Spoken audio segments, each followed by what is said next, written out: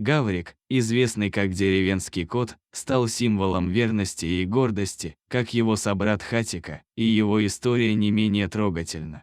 Иваныч, его хозяин, прозвал кота Гаврашом, вдохновленный книгой о героическом мальчике на баррикадах. Так началась неразлучная дружба между ними, сопровождавшаяся заботой и любовью. Гаврик был прекрасно ухоженным и красивым котом.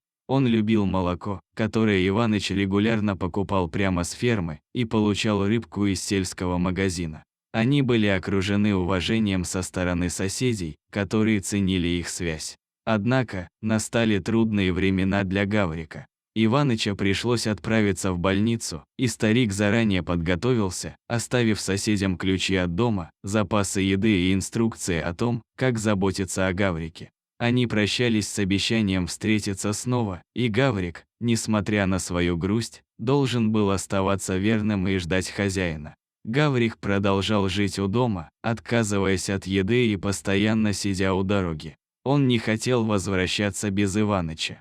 В конце концов, Александр Степаныч, бывший сосед и друг Иваныча, решил взять Гаврика к себе и ухаживать за ним. Он доставил кота в больницу, скрывая его в сумке, чтобы пронести его в палату. Иваныч был тронут и плакал, обнимая своего верного друга, прося его быть послушным и ждать его возвращения. Время шло, и Гаврик продолжал каждый день приходить к своему родному дому, ожидая приезда автобуса с Иванычем. Он стал символом надежды и веры, что хозяин обязательно вернется. Но прошло много времени, и операция Иваныча оказалась неудачной. Соседи беспокоились, ведь возраст был не на стороне Иваныча. Однако, Гаврик не сдавался и продолжал ждать своего хозяина. Он стал неразлучным спутником, никогда не отходящим от дома. В день операции Иваныча произошло нечто удивительное. Гаврик, обычно активный и беспокойный, на этот раз странно повел себя.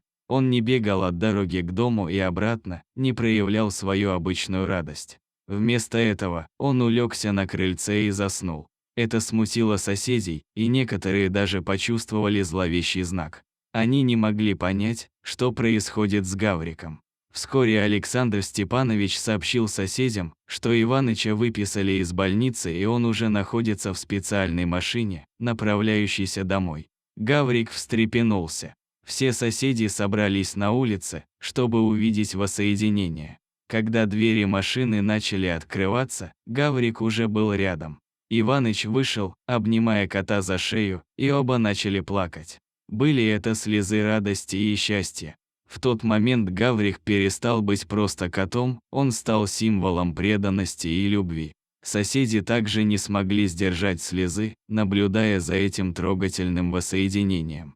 В этот момент они видели не просто кота, а истинного друга, который ожидал своего хозяина все это время. Иваныч и Гаврик провели оставшееся время вместе, неразлучные и счастливые. Гаврик стал символом верности и преданности, несмотря на свою простую сельскую природу. История деревенского кота, подобно истории Хатика, напоминает нам о силе любви и верности, которые затрагивают наши сердца и вдохновляют наши души.